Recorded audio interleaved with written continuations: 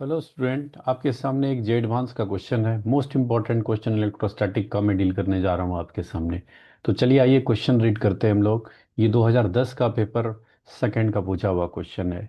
Question बोल रहा है कि a uniformly charged thin spherical shell of radius R carries uniform surface charge density sigma per unit area. Okay, it is made of two hemispherical cells held together by pressing them with force F और F proportional क्या होगा। चार options है और जे advance का जो answer की था ऑफिशियल उसमें आंसर ए है। तो हम लोग मिलाने की कोशिश करते हैं कि आंसर ए आ रहा है कि नहीं। चलिए समझते हैं हम लोग। तो बिल्कुल बेसिक से स्टार्ट करते हैं कि हम लोग कैसे कैसे होगा।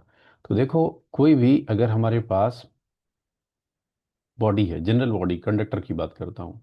फिलहाल मैं स्फेरिकल ही ले रहा हूँ। अगर आपके पास क्योंकि स्फेरिकल ही है ये शेप में, दो हेमीस्फीयर को कांटेक्ट में लिए हो, तो इस पे सरफेस चार्ज डेंसिटी सिग्मा हर जगह यूनिफॉर्म है। सिग्मा इज कूलम्ब पर मीटर स्क्वायर। तो कोई एक पॉइंट, कोई general point, electric field just just outside, मतलब इस सरफेस से थोड़ी सी डिस्टेंस पे जस्ट आउटसाइड इलेक्ट्रिक फील्ड अगर पूछूं, तो आपको पता है इलेक्ट्रिक फील्ड जो लिखते हैं हम लोग, that is sigma by epsilon naught. Sigma by epsilon naught क्या है? This is electric field just just outside outside the conductor the conductor conductor and and perpendicular to the surface. Very important. तो sigma by epsilon naught जो है वो आपका electric field conductor के just outside और perpendicular to surface. ठीक है। तो अब इलेक्ट्रिक फील्ड निकल गया, मैं क्या कर रहा हूँ कि मुझे फोर्स निकालना है कि फोर्स कितना प्रेस कर रहा है। पहले ये समझते हैं कि अगर छोटा सा कोई एरिया कंसिडर करूँ डी ए, छोटा सा small area D A consider करते हैं डी ए। और इस डी ए एरिया पे जो चार्ज आएगा वो होगा डी क्यू, और डी क्यू का जो वैल्यू होगा that is sigma into D A. Sigma into D A लिखेंगे हम लोग। अब जो फॉर्मूला लिखते हैं हम लोग, जैसे आपके पास इलेक्ट्रोस्टैट में आपने क्वेश्चन किया था कि दो अगर सिस्टम में हमारे पास थ्री चार्ज पार्टिकल है, Q1 Q2 Q3 Q3 है, तो अगर हम लोग नेट फोर्स ऑन Q1 बोलते हैं, तो फोर्स ऑन जो चार्ज Q1 है, तो हम लोग लिखते हैं Q1 multiplied by electric field point one पे due to two plus electric field point one पे ड्यू टू थ्री। यही लिखते हैं ना हम लोग। तो इसका खुद का अपना इलेक्ट्रिक फील्ड नहीं लेते हैं। अगर मुझे नेट फोर्स चार्ज वन पे निकालना है तो खुद का इलेक्ट्रिक फील्ड नहीं लेते हैं, अदर इलेक्ट्रिक फील्ड के कांटेक्ट में फोर्स लगता है। मतलब जो फॉर्मूला है F F equal to Q E, आपका Q E, F equal to Q E में हमारे पास ई जो है, ई क्या है, what is E? Electric field due to due to other charge other charge other charges. मतलब एक चार्ज खुद पे फोर्स नहीं लगा सकता है, खुद के इलेक्ट्रिक फील्ड उस पर फोर्स नहीं लगा सकता। ठीक है। मतलब मैं छोटे से इस डी क्यू एरिया पे आपको फोर्स निकालना चाह रहा हूँ। तो डी क्यू एरिया पे जो फोर्स लगेगा, इसका अपना इलेक्ट्रिक फील्ड नहीं लगाएगा फोर्स।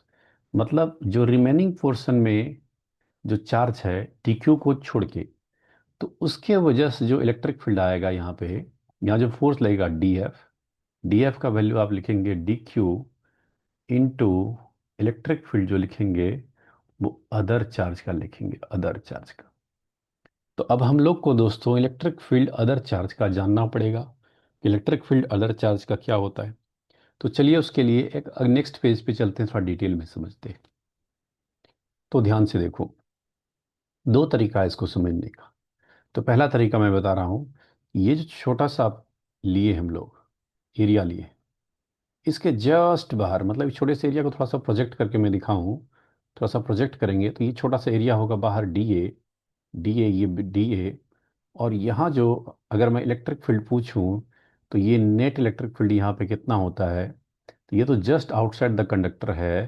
तो आप बोलेंगे इलेक्ट्रिक फील्ड तो sir sigma by epsilon naught होता है। ये ई नॉट जो है, ये इलेक्ट्रिक फील्ड डी क्यू है, plus electric field due to other charges. दोनों का इलेक्ट्रिक फील्ड सेम डायरेक्शन में, अगर प्लस वन पुट करोगे, इलेक्ट्रिक फील्ड अदर और electric field due to d q. D q हमारा ये है, डी क्यू छोटा सा पोर्शन यहाँ पे ले रहे हैं हम लोग डी क्यू। तो डी क्यू का भी इलेक्ट्रिक फील्ड यहाँ पे आएगा, और ये रिमेनिंग पोर्शन पे जो चार्ज है, ये भी तो अपना इलेक्ट्रिक फील्ड प्रोड्यूस करेगा। तो इन दोनों का सम आपका ई नेट है, डी क्यू। हमें तो ई अदर से मतलब है। तो थोड़ा सा मैं डी क्यू को एक्सप्लेन करता हूँ। अगर मैं डी क्यू को यहाँ पे आपके लिए अलग से ड्रॉ करूँ और समझाने की कोशिश करूँ, ये डी क्यू को मैं थोड़ा जूम कर लिया। अब समझिए कि ये जो डी क्यू वाला चार्ज है, इसका एरिया डी ए, और डी ए जो है बहुत छोटा एरिया है। लेट से डी ए को मैं बोल देता हूँ कि 1 mm² एरिया है। मैं जूम कर रहा हूँ, लेट। और इससे थोड़ा सा डिस्टेंस ऊपर, थोड़ा सा ऊपर, थोड़ा सा डिस्टेंस डी। तो डी बहुत ही स्मॉल डिस्टेंस है। तो डी आपका अप्रोक्सीमेटली, मैं एज्यूम कर रहा हूँ, लेट्स से कि ये हमारे पास, लेट्स से कुछ वैल्यू ले लीजिए। मैं एज्यूम कर रहा हूँ कि इसका जो वैल्यू है, लेट्स से 10 × 10⁻⁻10 या 10⁻⁸ है। कुछ मैं मान लेता हूँ, मान लेते लेट। ये डाटा मैंने मान लिया, क्योंकि एरिया के कंपैरिजन में डी बहुत छोटा है। तो ये जो डी ए है, ये कौन सा एरिया है सर? तो ये डी ए एरिया है। तो डी ए को मैं ये बोल सकता हूँ कि डी ए जो हमारा होगा, d A x x as as infinite sheet, infinite infinite sheet बोल सकता हूँ, इनफानाइट सीट, इनफानाइट सीट। और इसके जस्ट आउटसाइड में इलेक्ट्रिक फील्ड जो होता है इनफानाइट सीट का, वो आपको पता है, इलेक्ट्रिक फील्ड जो लिखते हैं हम लोग, ये ई ड्यू टू डी क्यू कहलाएगा, जो हो जाएगा σ/2 एप्सिलॉन। क्या ये बात आप सबको समझ में आई? मतलब जो डी क्यू है, जस्ट उसके ये जो डिस्टेंस आप देख रहे हैं, कि थोड़ा सा हम थोड़ा सा बाहर में देखना चाहते हैं कि फील्ड क्या आ रहा है डी डिस्टेंस पे। तो हमें एक्चुअली में अदर चार्जेस का आपको फील्ड देखना पड़ेगा। तो मैं थोड़ा सा बाहर करके आपको समझाया, डीए बहुत स्मॉल है, DA is much much less than area, area के कंपेरिजन में बहुत छोटा है। तो हम लोग इसको इनफाइनाइट सीट ही एज्यूम कर सकते हैं। सो जो ई डी क्यू है, उसका वैल्यू हो जाएगा कितना, σ/ε0। तो इसमें अगर पुट कर दूं मैं, तो σ/ε0 आपके पास ई नेट है, और σ/2 एप्सिलॉन नॉट जो है E due to d q है, plus E due to other, E other. तो यहाँ से अगर मैं इलेक्ट्रिक फील्ड अदर चार्जेस का अगर निकालना चाहूँ, तो ये हो जाएगा क्या, σ/ε0 माइनस σ/2 एप्सिलॉन नॉट। एलसीएम लेंगे तो इलेक्ट्रिक फील्ड अदर चार्ज का जो आ जाएगा आपको पास, this is what, σ/2 epsilon nought. Okay, यहाँ तक बातें क्लियर है? तो इलेक्ट्रिक फील्ड अदर चार्जेस का आ गया σ/ε0। तो जो फोर्स, अब हम लोग आते हैं फोर्स पे। हमारा मेन ऑब्जेक्टिव क्या था कि इस छोटे से पोर्शन पे जो फोर्स लग रहा है, उस फोर्स को समझना कि ये डीएफ का वैल्यू कितना होगा। तो इसके लिए मैं थोड़ा सा और अच्छे से एक्सप्लेन करता हूँ। तो हमारा डीएफ जो आ गया, मैं डीएफ पे बातें कर रहा हूँ। ये हमारे पास स्फेरिकल सेल है। इसको मैं दो पार्ट में ब्रेक करके आपको समझाने की कोशिश कर रहा हूँ। यहाँ पे मान लो कि मैं आधा आधा ब्रेक कर दिया, हेमिस्फीयर टाइप का। तो डीएफ जो हमारे पास आ गया, DF is D q, d Q into E other था, ई अदर। और डी क्यू का वैल्यू जो है वो है सिग्मा इंटू डी ए, और इंटू ई अदर कितना है दोस्तों, तो σ/2 एप्सिलॉन नॉट। तो डीएफ हमारे पास आ गया, DF is σ² / 2 epsilon not into D A. ये रिजल्ट क्या आपको क्लियर है? σ² / 2 epsilon nought is D A, D F. अब डी एफ के बारे में थोड़ा सा और बातें जान लो। ये डी एफ जो है, direction direction of D F is is same as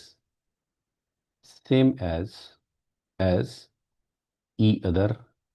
जो electric field due to other charges आप निकाल रहे हैं, उसके ही डायरेक्शन में होगा। Electric field due to other किसी भी पॉइंट पे देखोगे तो वो रेडियली आउटवार्ड ही होगा। ही अदर भी तो इसी डायरेक्शन में है हमारे पास।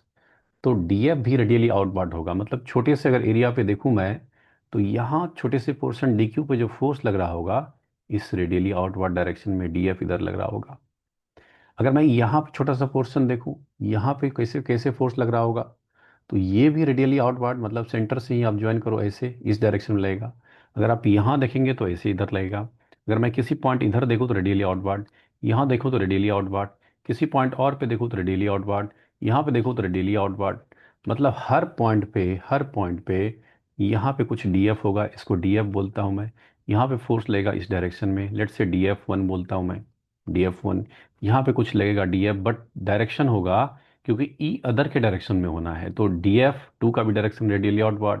यहाँ पे देखोगे तो डीएफ 3 का भी डायरेक्शन रेडियली आउटवर्ड। यहाँ पे देखेंगे तो डीएफ 4 का भी डायरेक्शन रेडियली आउटवर्ड। क्या बात क्लियर है? सारे के सारे का डायरेक्शन रेडियली आउटवर्ड ही है। ठीक है, इतना बात क्लियर है। ओके। अब नेट फोर्स निकालने के लिए आप डायरेक्ट इंटीग्रेशन मत कर दीजिएगा, क्योंकि नेट फोर्स निकालने के लिए इंटीग्रेशन तब करते हैं हम लोग जब सारे के सारे का डायरेक्शन सेम हो। तो इसके लिए हम लोग को थोड़ा सा हेमी वाले पार्ट पे मुझे फोर्स देखना था। मैं हेमी पार्ट बना के आपको डिटेल में समझाना चाह रहा हूँ, थोड़ा सा ध्यान दीजिएगा। तो जो हमारा आधे पार्ट पे मैं फोर्स निकालता हूँ और आधे के लिए मैं अलग से कैलकुलेशन करूँगा। तो ये जो आपके पास हेमी पार्ट है, इस पे आप फोकस कीजिए।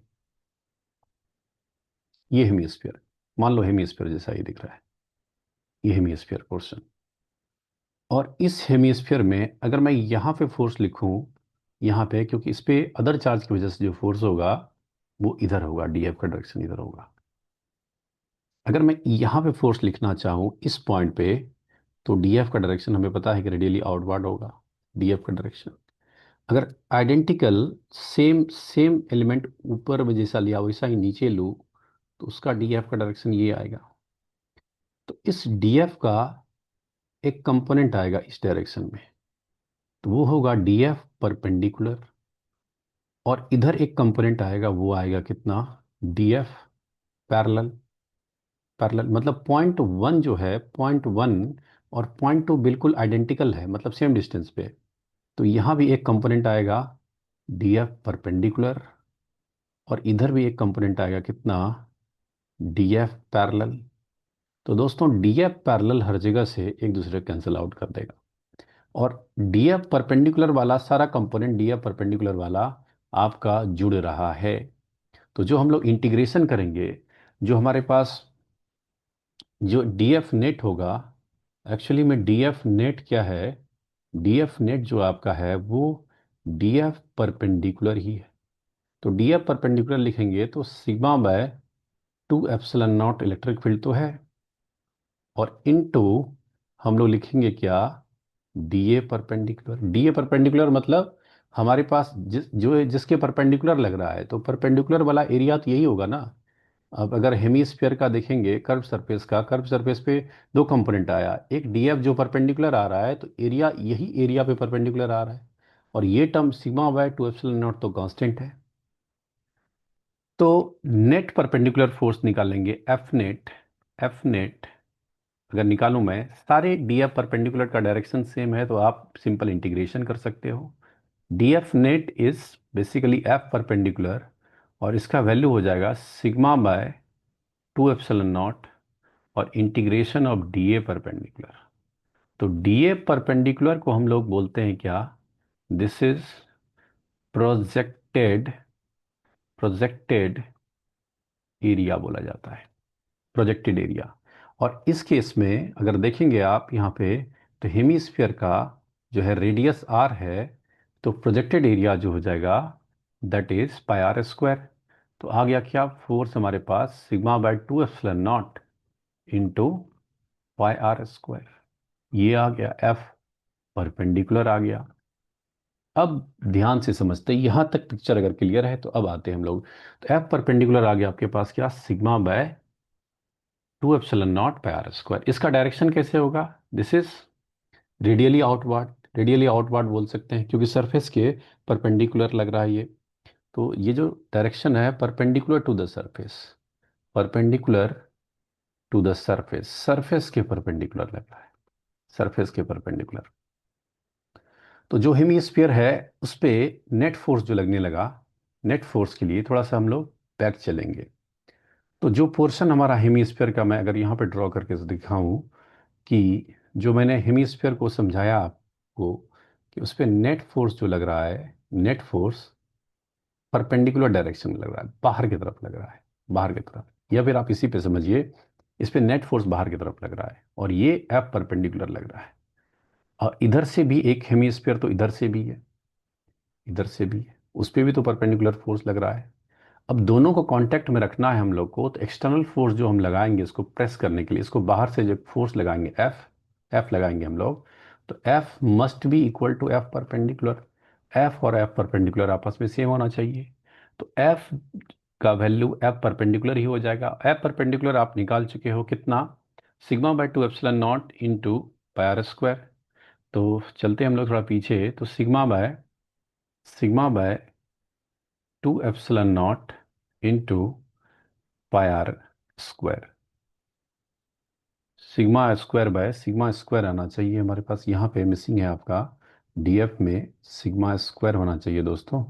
तो चलिए सिग्मा स्क्वायर ऐड कर दीजिए, हर जगह सिग्मा स्क्वायर होना चाहिए। तो जो फोर्स आ गया sigma square by two epsilon not into pi are square. तो एफ प्रोपोर्शनल किसके आ गया, F proportional is sigma square upon epsilon not into r square.